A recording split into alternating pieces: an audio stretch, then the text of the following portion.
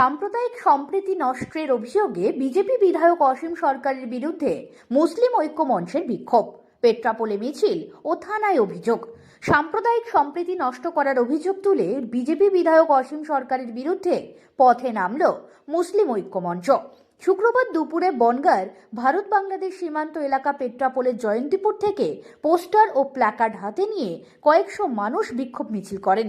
এই বিক্ষোভ মিছিল ঘিরে যাতে কোনো অপ্রীতিকর পরিস্থিতি না ঘটে সে কারণে প্রচুর পুলিশ ও বিএসএফ মোতায়েন ছিল গোটা এলাকা জুড়ে।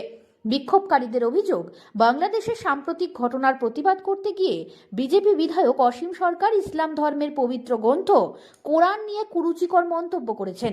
এই মন্তব্যে ধর্মীয় ভাবাবেগে আঘাত লেগেছে বলে দাবি আন্দোলনকারীদের। উনি এসেছিলেন বাংলাদেশে দীপু দাসের হত্যাকারীর বিরুদ্ধে একটা ধিক্কার মিছিল করবার জন্য এসেছিলেন, কিন্তু উনি ধিক্কার মিছিল করার সঙ্গে সঙ্গে পাশাপাশি উনি কি করলেন, আমাদের পবিত্র আল কোরআন সম্পর্কে বাজে মন্তব্য করলেন। এমন বাজে মন্তব্য করলেন সেটা কোনো প্রকারে সমর্থনযোগ্য নয়। তিনি বললেন যে কোরআন শরীফ, পবিত্র আল কোরআন 27 জন শয়তান মিলে লিখেছে, এবং এও বললেন যে আমি ওই কোরআন শরীফে প্রস্রাব করে দিই।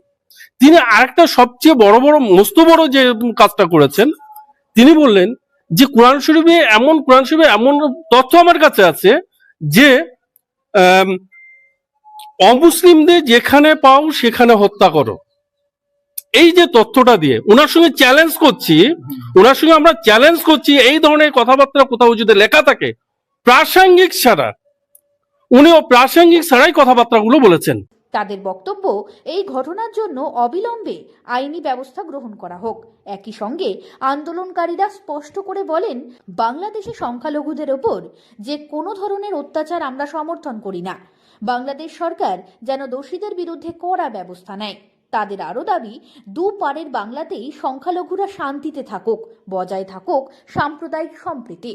প্রসঙ্গত উল্লেখ্য, সম্প্রতি বাংলাদেশে হিন্দু যুবক দীপু দাস খুনের ঘটনার প্রতিবাদে পেট্রাপোল বন্দরে হিন্দু সনাতনীদের একটি মিছিল হয়েছিল।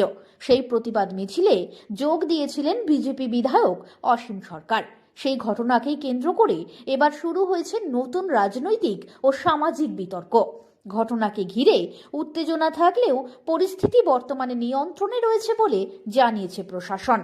এই ভিডিওতে প্রদর্শিত বক্তব্য ও অভিযোগ সংশ্লিষ্ট বক্তা ও সংগঠনের নিজস্ব মতামত। এর জন্য বাংলার গণতন্ত্র কোনোভাবেই দায়ী নয়। আমরা সব পক্ষের বক্তব্য প্রকাশের অধিকার রাখি। সব খবর সবার আগে পেতে নজর রাখুন। বাংলার গণতন্ত্র, সত্যের পথে, বাংলার সাথে।